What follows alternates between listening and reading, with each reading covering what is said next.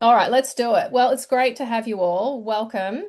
My name's Kate McCandless, and I'm your host today. It's such an amazing opportunity to have you all this week. And I know a few of you have been into some of our sessions already.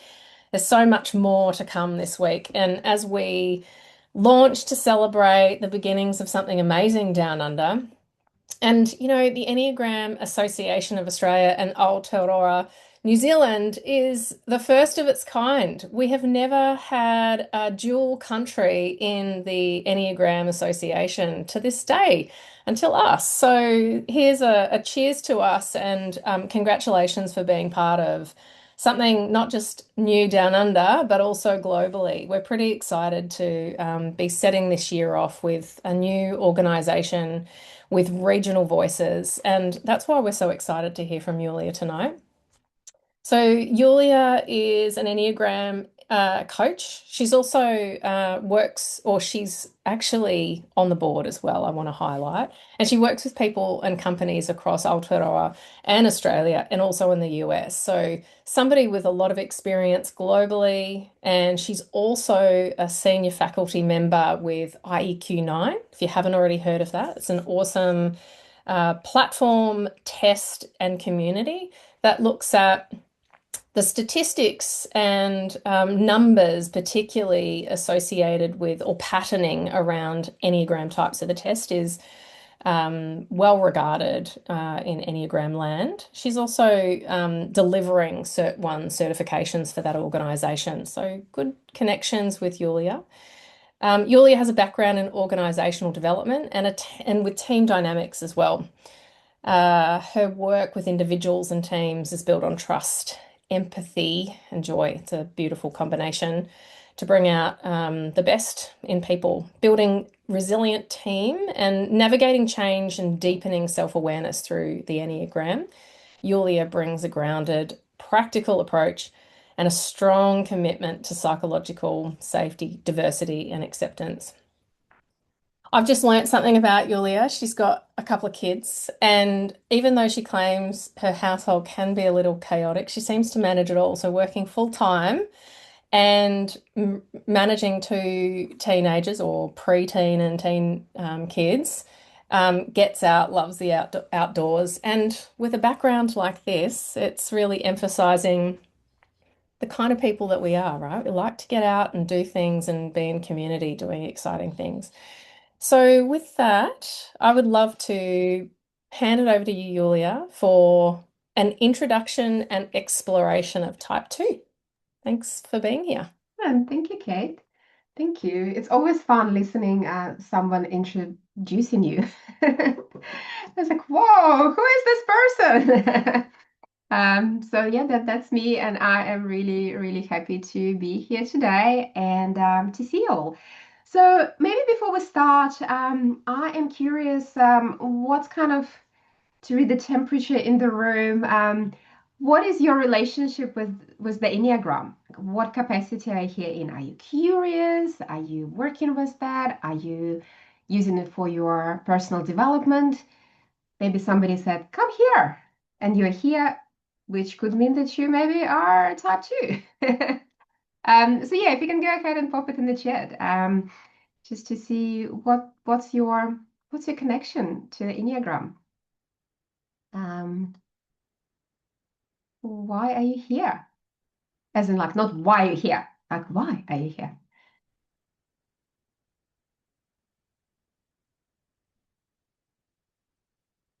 All right. Andrea, enthusiast and practitioner. Love the twos.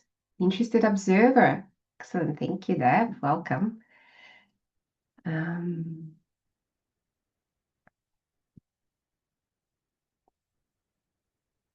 we use it for client mentoring with awareness work. And yeah, Rosie, that was going to be my next question. If somebody here resonates with that type 2. So yes, do also add that in the chat, please. Yeah, Kate is here. Type 2 is my soul child. Yes. Janet loves the Enneagram. Excellent enthusiast and practitioner enthusiast. Lots of type 2 friends. Yes, absolutely. Um, and often we think that our good friends are type 2, but are they actually? Right, revisiting the Enneagram. That's excellent. Yeah, interested in all types. A type 2 mother, type 2. Okay, all right. So we have either connection with type 2 or appreciation for type 2, or we resonate with that. That is excellent. So we're going to start. And as people come in, we can get to know each other even better.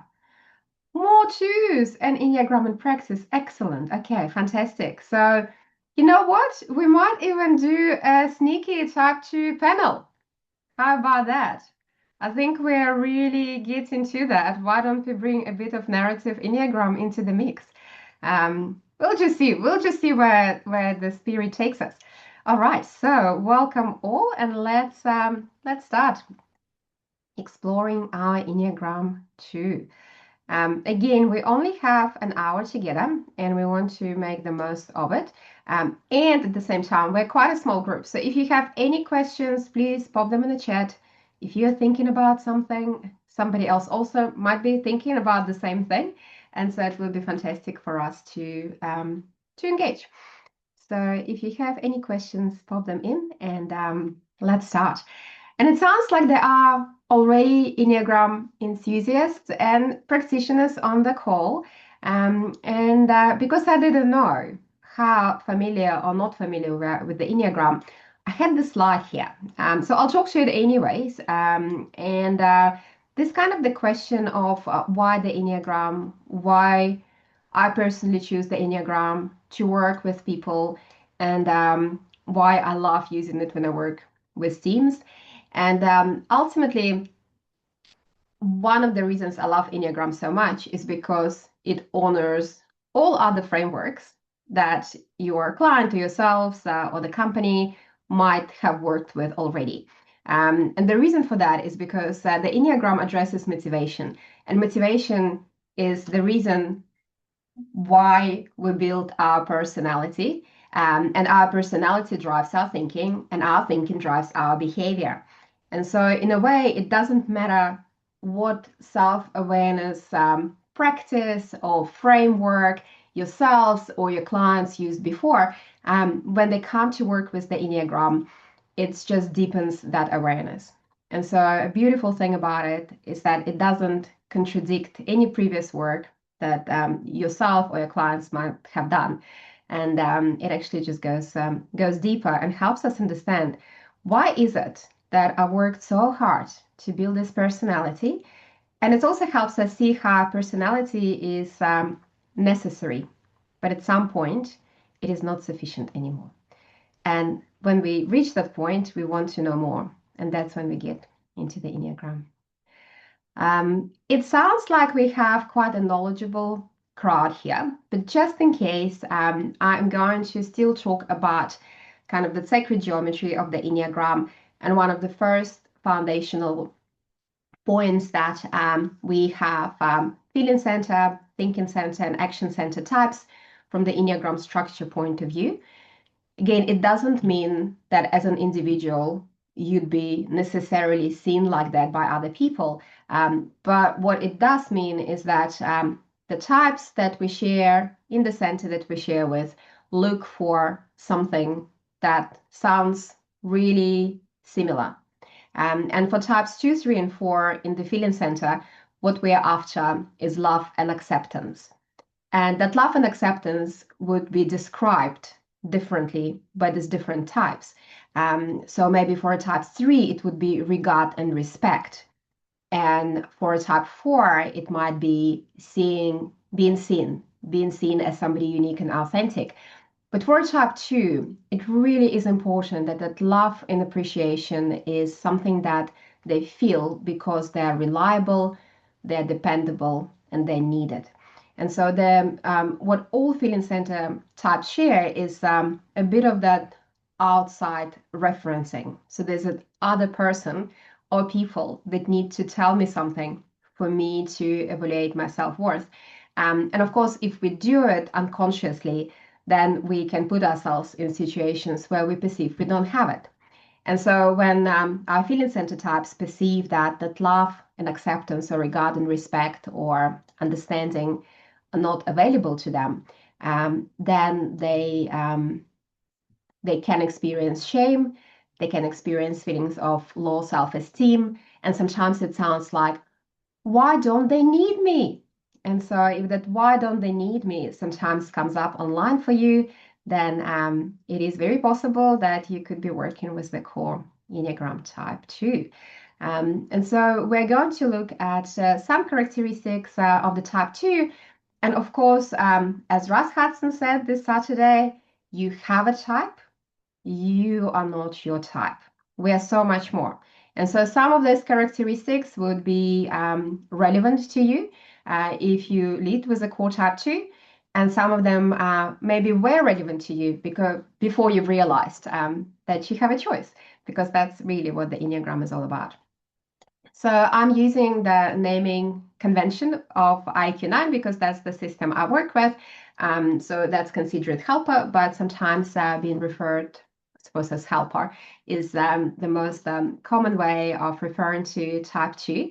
And when we think of somebody who resonates with this type, it's somebody who's dependable, generous, empathetic, and somebody who focuses on reading other people's needs and doing it almost unconsciously. So sometimes somebody who leads with a type 2 would say, I just know what people need. Or they'll say, you know what, like I used to play this game on the bus where I will sit and I will see someone and I'll think, I wonder what you need. And I would be right most of the time. So it's kind of that radar of being able to notice, being able to see, being able to be there for others. And so that the internal narrative is I must be helpful and I must be there for others. And it's almost like having this group of people that I want to feel about me this way. So some of the Enneagram myths is that twos want to be liked by everyone. Well, that's simply not true. It's more like imagine you are standing in a large queue of people queuing for the event, and there's this velvet rope there. And some people are inside the velvet rope, and some people are outside. And so, in the world of two, yes, I do care about how people see me and what they think about me, but only if they're inside my rope. If you're not inside my rope, you can think whatever it is that you want. So it really is important to have this distinction because we care about people I care about. Think about me. We have that value and attraction to harmonious relationships, and center of attention is the needs of others. And so far, if you look at that column, it's so good. Everybody would want to be that person, right? Because it's so nice. You're there for other people, you are dependable, you're a great friend. People come to you when they have problems, people come to you when they need help. Um, and it kind of does feel like that until that's all you get from others, until all you get is people coming to you for help, and until you cannot switch it off. And so, what the Enneagram teaches us really is that any strength that's taken outside of context, that's over amplified, and that we do unconsciously can become our liability. And so, if you take everything that is in that column, caring, generous, empathetic, warm hearted, and amplify it and take it outside of context, what you have is somebody who can really background their own needs so that they can be well aware of needs of other people. Being generous with my time can also mean that I volunteer for things. Being generous with my time and energy can mean that I don't say no. It can also mean that I help people when they don't think they need my help. And so what that means is that quite often when I help and I'll go out of my way to be there for other people, I'll just get this, I didn't ask you for help. Why are you meddling here in return?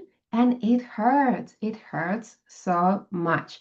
And so if we think about that superpower of being able to understand what people need, to be readily available to people, the only thing that we need to add to that list is myself, right? Can one of those people that I am available for at all times be me? And if not, why not? Right. So some blind spots, and we all have the blind spots, and the kind of the beauty of human condition is that we can manufacture anything that we need to feel like we're good. And so, one of the ways in how our ego tells us that, hey, you're good exactly as you are, is by employing the defense mechanism to come in and put what we don't want to see in the blind spot. And so for our twos, defense mechanism is repression. And repression is this kind of, it can be ability, it can be disability, to not notice the feelings of, but anything that I deem negative, right? I don't notice my resentment. I don't notice my being tired.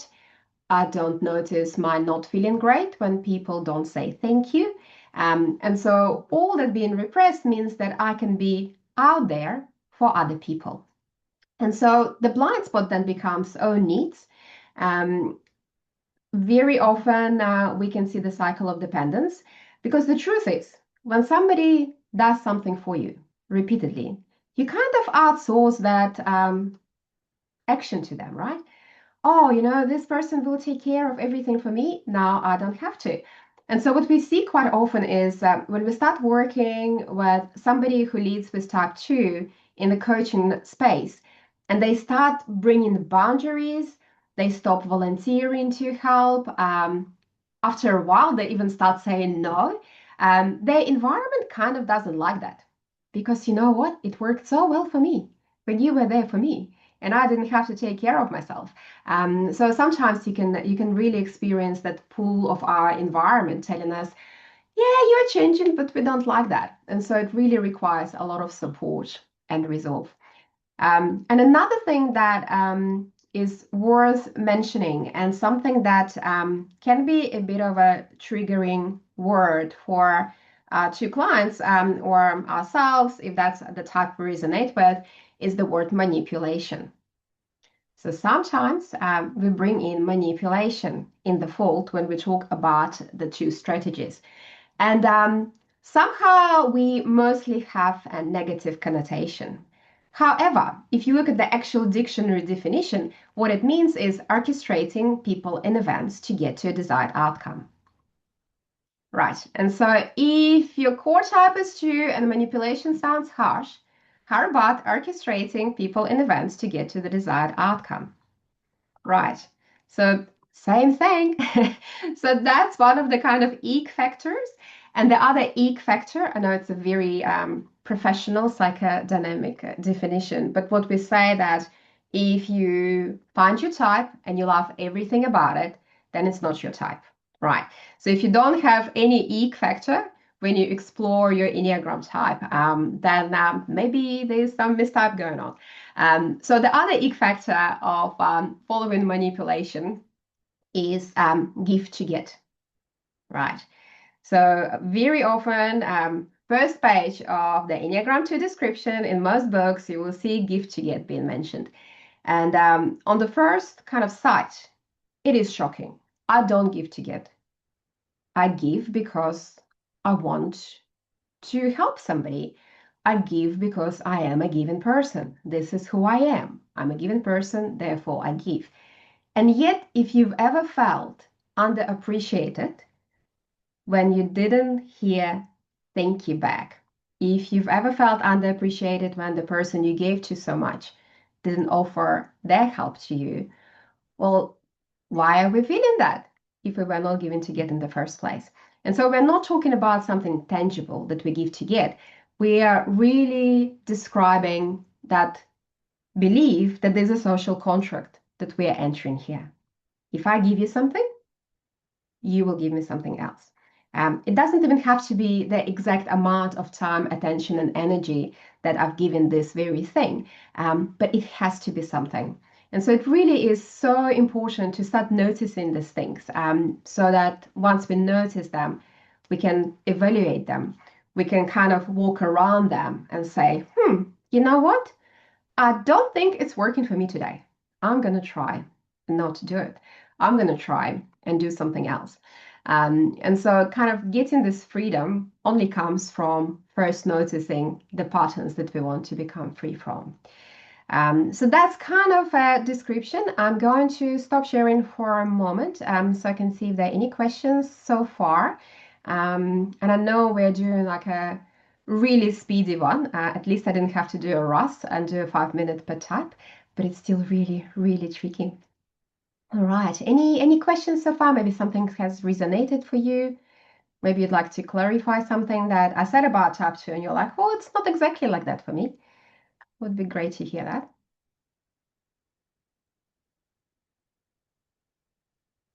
Liliana. Yeah, I'm curious about your first diagram that you showed, and motivation is at the bottom, but I wonder, where do you place emotions? Primary, secondary emotions, thoughts are at the top, behavior, of course, but where are emotions? Because emotions are a motivational system. Yeah, absolutely. So when we talk about the Enneagram, one way to look at it is that it describes our motivation and it describes the 9 particular ways in how we think, feel, and act. And so those emotions, our thoughts, and our behavior, we cannot separate them really. So in that iceberg picture, what it Mhm. more refers to is that behavior is what we can see about other person. That's really the only Yeah, thing that we can observe, right? So it doesn't mean that the behavior is less important than motivation. yeah. So that iceberg was there to more illustrate how different tools map out against different structures. So absolutely, emotions and feelings is an integral part. You cannot work with the Enneagram and not Yeah. go into that emotional world of the type. Any cognitive work only would result in synthesizing, maybe rationalizing behaviors, and kind of having this really lovely conversation that leads to no change, right? We can't change if we don't change our structure of how we think, how we feel, and how we act. Thank you. Thank All right.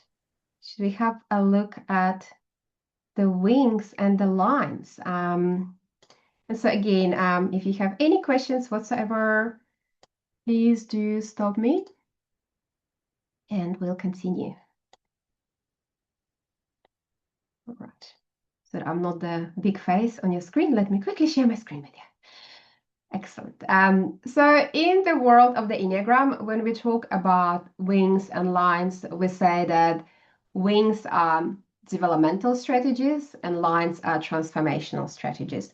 But again, of course, we're working with humans, and so some of our wings qualities would be transformational to us too. But ultimately, the theory of the Enneagram is that a type on each side of your core type is your wing, and whether you resonate with it currently or not, you can reach out and grab those behaviors easier than you can connect to other types.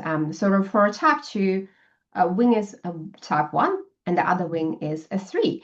And there are some really great things that a type 2 can get from that neighborhood relationships. So one of the examples that where we used wings with the client really effectively was when client was type 2 and was a very busy schedule. 4 children, different ages, lots of sports, activities, different schools, different PTA groups. Of course, she often volunteered. So our work was first to stop volunteering, and that was surprising how much of your calendar got released just from stopping to volunteer, not even saying no. But what we've noticed is that just to kind of center herself and prepare herself for the week so that she could be there for other people, she would sit down on a Sunday and take the whole hour to produce a calendar for her week. And that made her feel really, really good. However, by about Wednesday, she realized that not only has she not done anything on her calendar, there were many more things added to that mostly were not even hers. And so we've had a look at how we could approach the wing types to get some ideas and some strategies that could help her in that. And what we took from type 1 is a disciplined approach to a plan, right?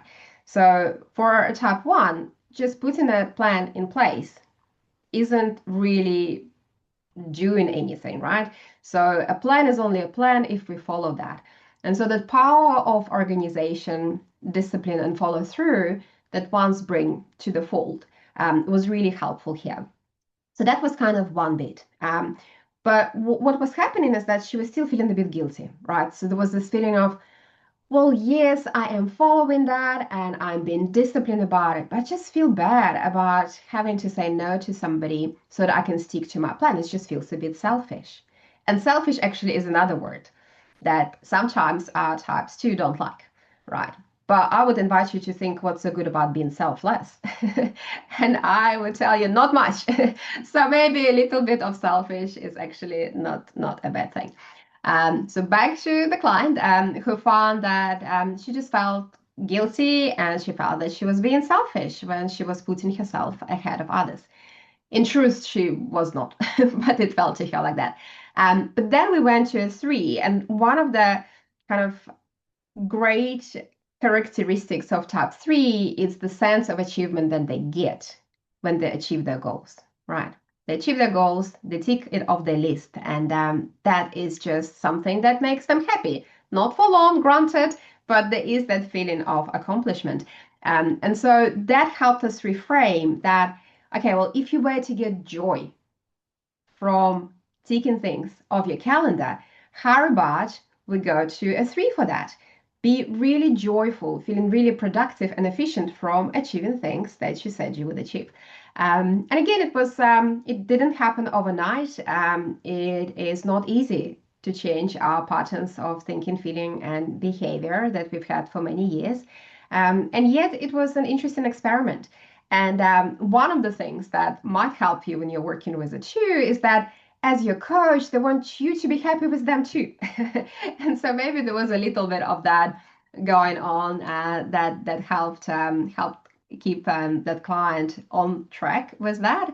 And so for me, I thought it's a really good example to illustrate how we can use our wings to get some behaviors that perhaps are not easily available to us from the point of our core type.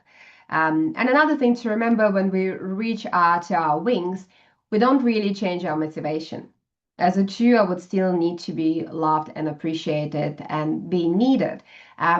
But just reaching out to those 1 and 3 gives me some strategies that I can use to be even better, really, at being loved and appreciated. Beautiful. All right. So those are wings. And again, if you have any questions, just put your hand up and we'll address that. And then now for transformational development, and that's using lines. So when we talk about transformation in the world of the Enneagram, we talk about horizontal development and vertical development. And so lines are being referred to as horizontal development because they're still using our Enneagram symbol as is, right? So if we think about it as a 2D symbol for now, we are going to use lines. And because it's kind of a 2D, we're going to call it horizontal development. And then we'll talk about vertical development in a minute. And so as you can see, each type is connected to 2 other types. Our type 2, considerate helper, is connected to type 8 and to type 4. Now, in classic Enneagram, in the early days, in the beginning of our understanding of it, there were references to lines of integration and line of disintegration, with the belief that moving towards one direction gives us love and light and joy, and moving to other direction just doesn't lead to anything good. But now that we get to know more about the Enneagram and about how our brain works from neuroscience and from different experiments, we know about neuroplasticity. And we also know that we already have all 9 types within ourselves. And wouldn't it make sense that if we can reach the type in its most reactive behaviors, we should be able to reach that type for good stuff too? And so when we now talk about the lines, we kind of tend to call it using milder language, maybe stretch and release, right? And so for a line of release for type 2 is 4. And what it means is that when I'm stuck in the strategy of my type 2, and when I feel like I'm helping others and I'm really not getting much in return, and sometimes it can feel like I actually don't even know what I need. Moving to that line 4 can help me to really reconnect with myself. So if we think about type 4, that's a type that has deep connection to their feeling, they're introspective, and again, it can get them in trouble too. So it's not all good. But knowing what I need, knowing who I am, knowing what creates meaning for me, sometimes it's just not available to a 2 from the busyness of being there for other people all the time. And so that line 4, carving time for themselves to do something creative, carving time for themselves to be able to connect to who I am and what brings me joy, what fills my cup. It's a really great space for our 2s. And 2s are really, really creative if they have time and space to do so, right? So if you resonate with a type 2, maybe put in the chat what's your creativity outlet. How do you reach your 4? Let's find out. Where and how do I get my creativity fixed?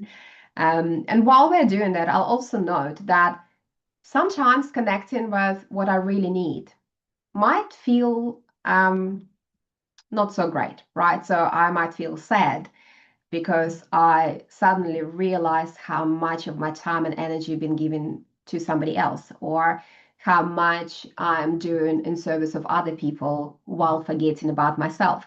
So it might start with this deep regret, sadness, and longing for something else. And if we stay with it for a little bit longer, it can really create this beautiful outlet that a 4 will always become for you.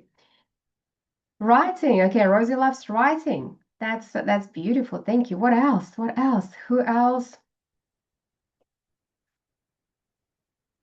is ready to share their creative outlets with us?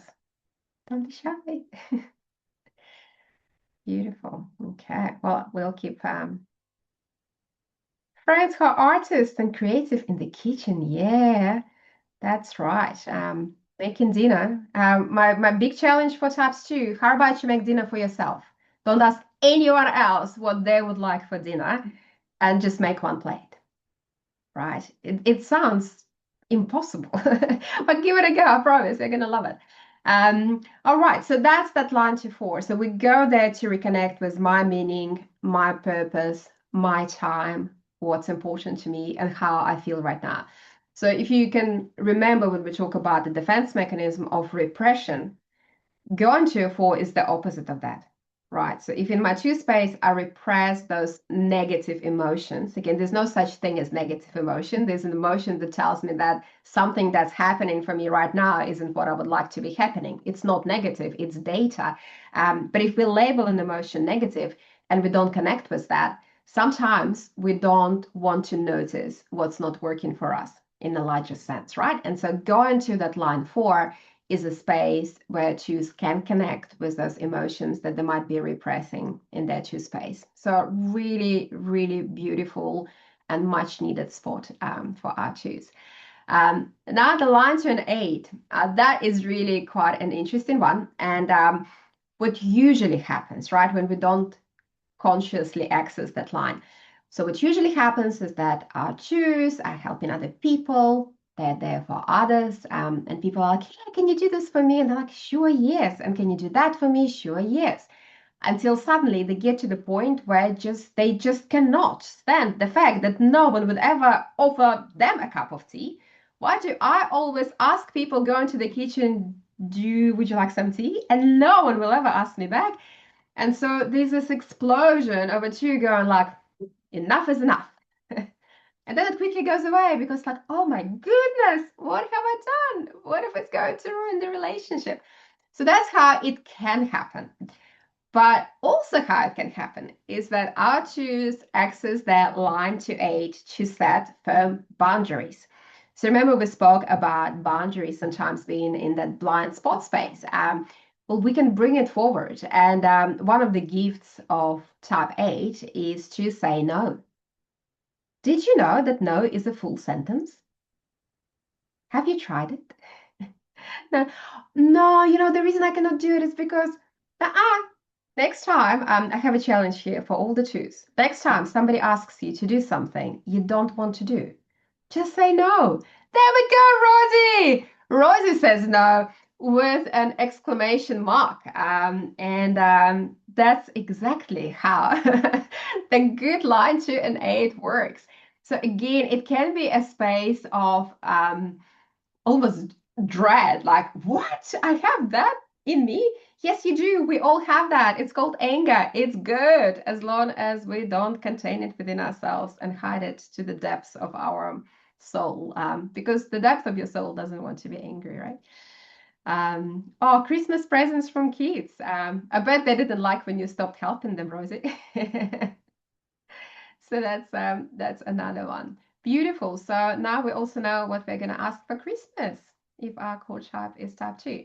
So here are the lines. Again, the reason why we say that the lines help us with transforming our type is because these behaviors are really not common, right? So if anybody can say no easily and connect with their negative emotions like this, then they're either type 2 that really worked on themselves, or maybe it's not their type. And so using those lines is so important. Right. Next structure that we have, and I'm quite conscious of the fact that I talk a lot, but it's quite possible that that's why you're here. So, so I'll continue. But if it gets too much, do let me know. Although in a room with this many twos, I could do anything and you still wouldn't say anything. So maybe just like chat Kate and say, can you please stop her from doing something? All right. So let's have a look at vertical transformation.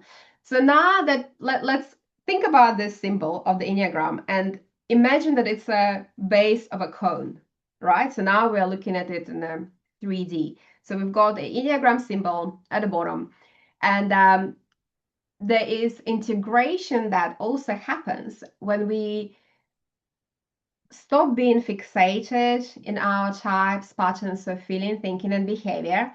And as we lift ourselves from that, suddenly we have more access to other types, right? So it really is geometry, right? Think about it. Like if I'm moving up and the higher up I am, the more access I've got to all types behavior. So the question then becomes is not what is my usual pattern of thinking, feeling, and acting? The question is, what does the situation require? If I could do anything right now, what is the best that I can do to achieve what it is that I want to achieve?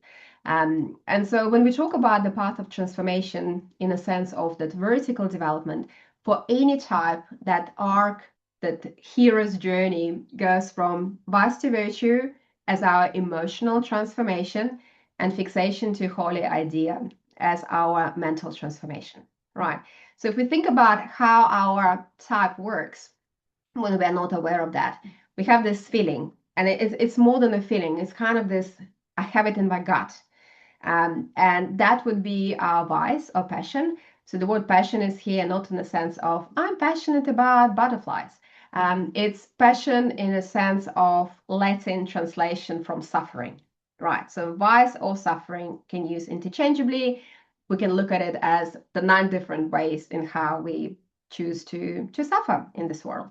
And so the movement for a 2 is from the vice of pride to virtue of humility. And pride is not in a sense of being proud. Pride is in a sense of being prideful, right? So pride is being proud of one's achievement, nothing wrong with that. Prideful is you need something and I don't. I can help you and you cannot. So that pride, again, can be quite a triggering word for a 2, but one of the ways to think about it is think about it as the inflation of self-esteem and self-importance derived from my ability to help other people, and then deflation when I perceive that it doesn't occur. Right. So only I can help here. I need to step in and do something because nobody else will. I don't have needs. So that's kind of how that pride can come through. I don't have any problems. I'm good. Let's solve your problem now. And so the pathway is to virtue of humility. And it's that feeling of being grounded, that self-acceptance and self-appreciation in the absence of anything else. Right. So we have value and worth regardless if somebody is there to tell us that we do, right? And so again, humility sometimes as the word is being quite misused, right? It's like, oh, you just need to be humble. But what it actually means, again, in Latin, it means with earth. So it literally means being grounded. And so if you can think for a type 2, it's that feeling of being grounded to the extent that I'm connected with my needs, I'm connected with my emotions, and I can express them. So that's all. That's what we mean when we talk about humility. It's that even if nobody tells me anything about how I'm doing, I know myself how I'm doing. And again, for other types, other people's vices and virtues might feel like, oh, but that's easy. I can do it 3 times before breakfast. Well, again, if it's not your vice, it seems easy. But when you're in it, it really makes it difficult to get out of the patterns of our thinking, feeling, and action. And then our mental fixation is what supports vice. Because I feel pride, I fixate on gaining acceptance. And so again, it's not necessarily flattery as in flattering people or even being conscious about it, but it's about knowing what I need to say to make other person feel good about themselves, right? So that's also flattery. Again, it never comes with bad intention or with that given to get consciously. But if we really don't mind what other people think about ourselves, we probably wouldn't do it as much. And the holy idea of a 2 is they actually have 2 holy ideas, is holy will and holy freedom. And ultimately, it refers to the fact that kind of the universe runs whether you're here or not. Right. So Winston Churchill has this famous quote that cemetery is full of indispensable people. Right. So the universe will do what the universe will do. And that's holy will. So there is something in play here that's bigger than me. There are laws of gravity, there are laws of how atoms connect with one another. It's just there are some laws that govern our experience. And it doesn't matter what I do or don't do, that will still be unfolding. And that leads us to holy freedom. So imagine you don't have to do it. Maybe somebody else will step in. Maybe nobody will step in, but it is not your job to do that, right? So that's kind of that movement from fixation to holy ideas and from vice to virtue. And of course, they can't happen in a separate way. And sometimes we don't even have words for that. But you would have experienced, if you are in a type 2, you would have experienced those moments when you were grounded and when you didn't need other people's acceptance or other people to tell you how reliable and dependable you are. And when you believe that, you know what, I'm just going to miss this one. I'm just going to skip this one. And you know what, everything was okay. So that's kind of that glimpse into virtue and holy idea. All right. And then I am going to talk about the fact that the more you know about the Enneagram, the more you know that you don't know enough about the Enneagram. So I have here the set of Matryoshka. Well, I learned that they're called Russian dolls. I can tell you they're not called Russian dolls where they come from. But ultimately, the minute you open something, there's something else there. And instinct is this really, really big topic in the Enneagram world, and for a good reason, because how we show up and the instinct or instinctual group that we lead it with will really influence how our Enneagram type shows up too. And so I'm going to do 6-week teaching in 6 minutes. Let's see how we can do it. Okay, over there. Plus, I'm sure you already know a lot about instincts anyways. So the idea behind instincts is that if we just move the Enneagram wheel out of our conscious for a couple of minutes, as humans, or in fact any higher mammals, we have 3 instinctual groups that ultimately kept us going and brought us where we are here today. And we all have all of those 3 groups. One of them is self-preservation, which in the older days was responsible for making sure we have shelter, running water, fire, food. And now it drives us to create those safety structures around ourselves, like insurance, really good job, maybe a good school for our kids, good retirement plan. So how do we keep ourselves safe? The social instinct, again, in those older days, was about survival, because if you were ostracized from a group, you'd be dead. There's no way one person could survive by themselves back then. And what the instinct that does now, it helps us navigate the room, whether we want it or not. So that's the thing. Like, even if we want to switch that off, we still would do that. And so if someone has a social instinctual group leading for them, that means that they kind of come in, they read the room. It's important for them to understand, where am I in the social ladder? Okay, this is a leader, but this is actually unspoken leader. That's an important person, or don't sit next to that person, or will be one of them. So it kind of get this real quick lay of the land, if that's your instinct that you're leading with. And then we have sexual instinct. In kind of business world, we'd refer to it as one-on-one instinct. And that instinct is probably, again, responsible why we are not one cell kind of organism, but developed to be humans, because that's an exploration. That's itching to do something new, even if what's happening now is good for us. And it is about the deep connection, but it doesn't have to be a deep connection with another person. It actually is more about deep connection with life. It's life experiences, like if I dance, man, I'm gonna dance. If I walk, it will be in the blizzard. Like, it has to be like, a meaty, like I want to do life like I'm in it. And so then we are going to bring Enneagram back. And when we merge our instinctual drive with our motivation of the Enneagram, then we get ourselves subtypes. So within type 2, there's 3 subtypes: self-preservation, social and sexual, choose, and those names are from Claudia Naranjo's work, which was then later developed by Beatrice Chestnut. So remember, Claudio started working with the Enneagram in the 70s, and so words like privilege, for example, didn't have necessarily the connotation they have now. And so what it also means is that different people who resonate with type 2 can value different things, and they can show up in a very different way. So, for example, the social subtype, the name here is ambition, and sometimes they can be mistyped as type 3 or type 8, because they actually are quite happy to take on the leadership role. Often when we talk about type 2, we'll say, oh, they're happy to be a second in command. Well, that's not always true for a social 2. They're quite happy to be out there, but they're out there for other people.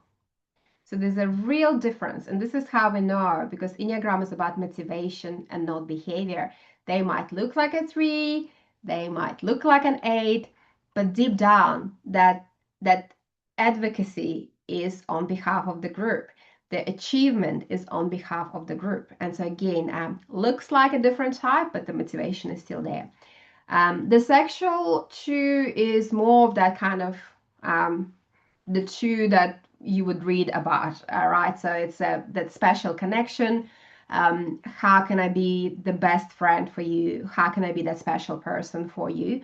And they sometimes kind of like really have this attractive magnetism, where they believe they have the superpower for anybody I like to like me back, and very often they do. They do too. And then we have the self-preservation subtype, which is a counter type, which means that very often they don't look like type 2 at all.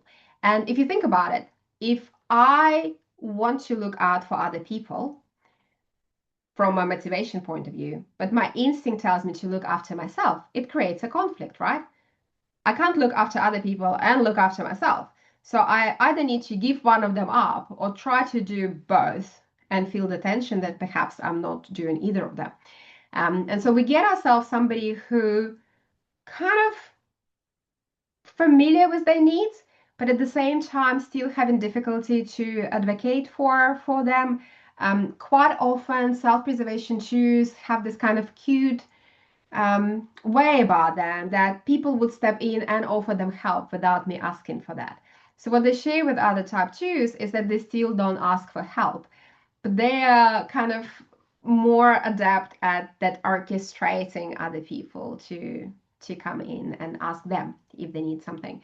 And so ultimately, the word privilege here means that I deserve your help because I'm helping you so well, right? And something that self-preservation instinct brings is being quite pragmatic. So when SP choose help other people, they're being quite pragmatic and kind of tangible about it, right? And so because I'm so pragmatic and tangible about my help, I also deserve help when I need some. I haven't taken a breath in like 7 minutes, so let's see what questions we've got here. I've got like a big thank you for you because you've listened to me for a long time, and there was a lot of information. And now let's hear from you. What have you got? Oh, I've got a beautiful picture. Thank you, Biljana, for sharing. Any questions or comments? What would you like to share with us? We talked about wings, lines, instincts, vice to virtue, fixation to holy idea. We saw a no with a big exclamation mark from Rosie. Let's see. Andrea.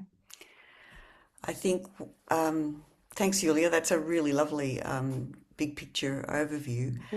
I think the two that's been so interesting for me to understand better has been the self-pres two.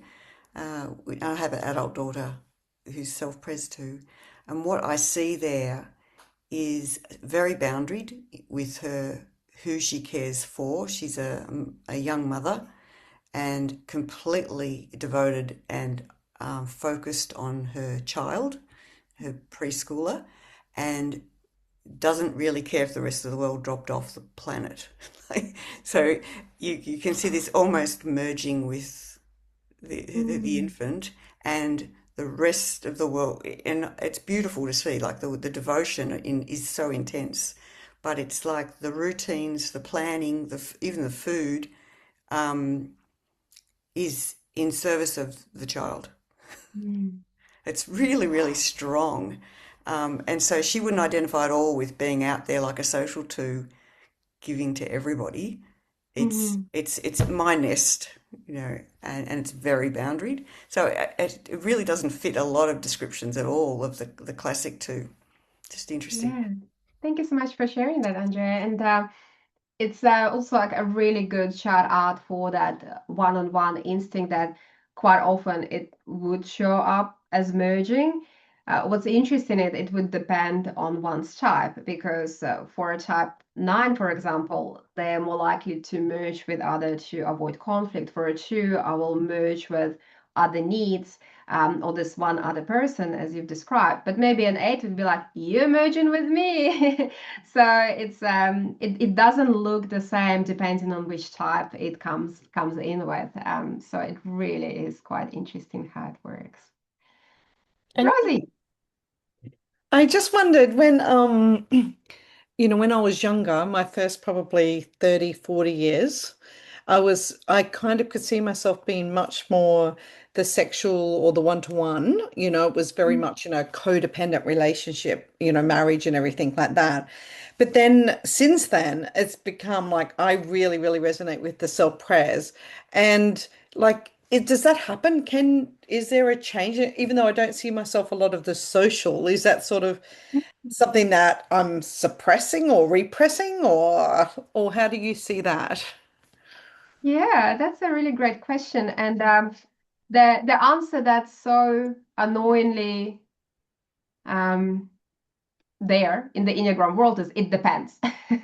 So what you will see, what you will notice, and again, because I work with IQ9 as coaches, you can see a client's stack of their instinct depending on how they answer questions. And sometimes you have a stack where the two instincts are quite close to one another. So maybe one is out of 100, one would be 40, and the other one will be 38, and then the third one will be low 20s. So if that's the case, then what you're describing is really possible, you know. So it could be that that SX instinct was out there for you, and it kind of makes sense as we grow up. You know, we want to be a part of this relationship, and then we kind of go like, you know what, I'm good. So that's kind of this transition, and they could have changed. But if your initial spec was SX at 80, you know, and SB at 10 and social at 10, then it would be unlikely for that to change. And so sometimes what happens quite often with twos is that they would have something that causes chronic pain. So maybe they have a back injury that they need to manage.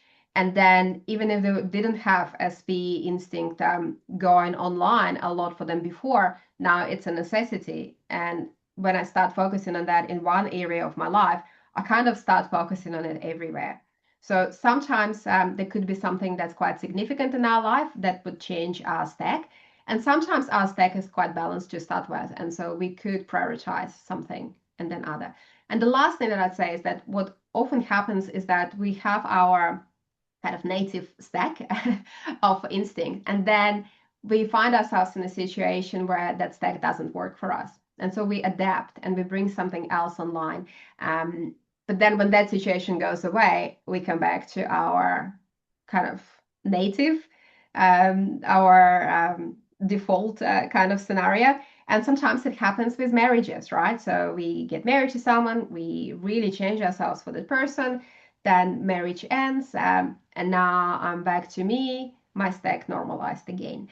Okay, I'm not recommending marriages, by the way. It's still good. So it's more that it really depends on whether you've started with quite a close together stack or one of them was lagging behind. And if your social instinct, say, is like 2 out of 100, so maybe you completely ignore your social standing, you ignore how you're perceived in a corporate environment if you work, for example, or how you could position yourself to be seen as somebody as valuable as you are to the group, then I would say it is a repressed instinct. And then there's something there that you can find for yourself. So it really is an interesting one. If anything, if we don't allow ourselves anything, the chances are this is where we need to go, right? So that the cave you don't want to enter holds the gifts. I am butchering the quote from Joseph Campbell, but that's the one.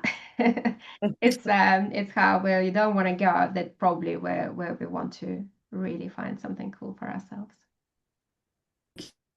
Yeah, thank you. There's one last quote there, Yuliya, from Sarah. Wow, those subtype explanations were so clear and aha moments. Thank you. It helps me determine to differentiate between a type 2 and a helpful type 6.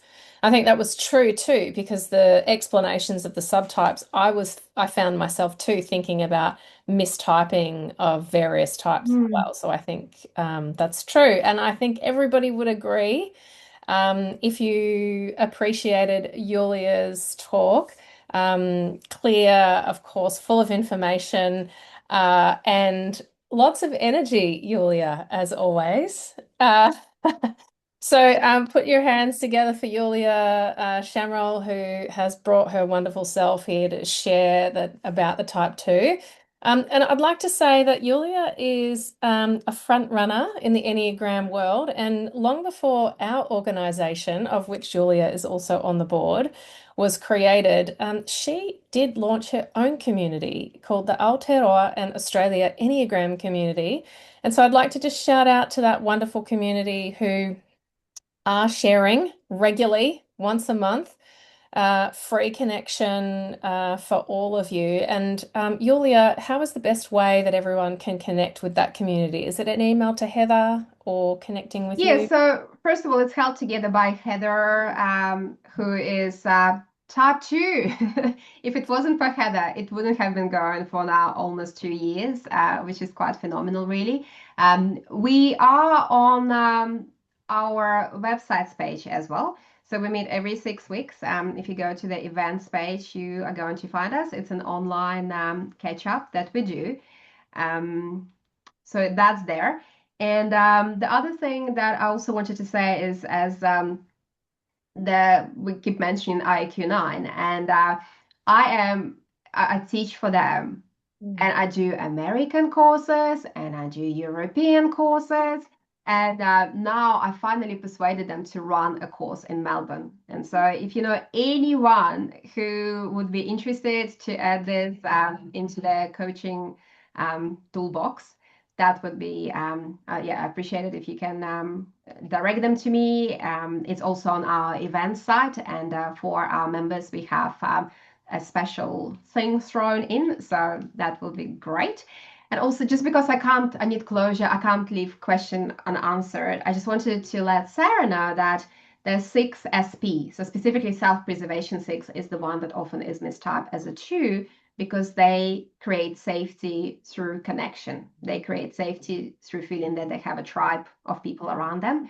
And so very often they don't look like a 6, and people tell them, oh, you're such a 2. So cautionary tale to us all, please don't tell anybody that they're such and anything, because A, you might be wrong, and B, it's just not our place to say that. We've got a hand up from Sarah. So, Yes. Sarah, would you like to ask your question?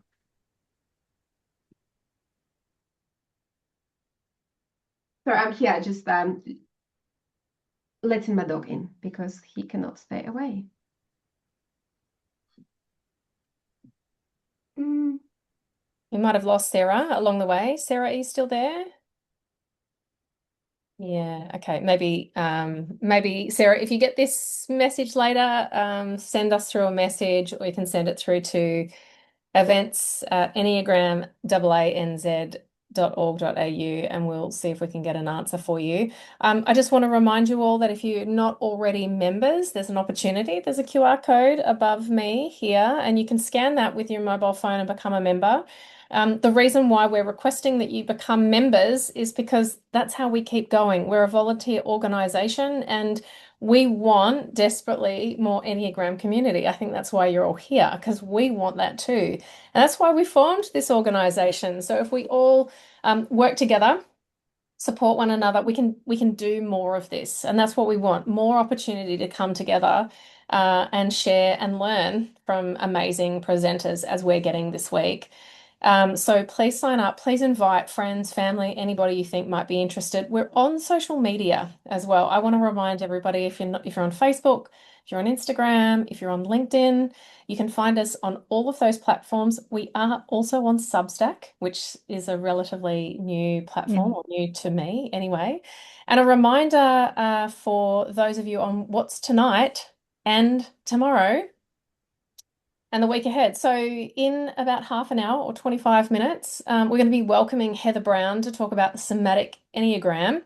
So excited to learn about that. And then after that, we're going to be looking at reacting and responding, which is looking at integration of movement in the Enneagram with Patrick Carews. Tomorrow, we're going to be looking at type 4, exploration of type 4, and we're going to be welcoming Yuliya back again to explore type 8. And one last interesting talk tomorrow night at 7 o'clock is going to be looking at Enneagram in the AI world.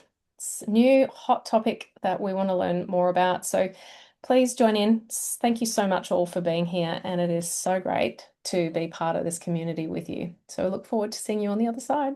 See you later. Thank you for coming. Bye.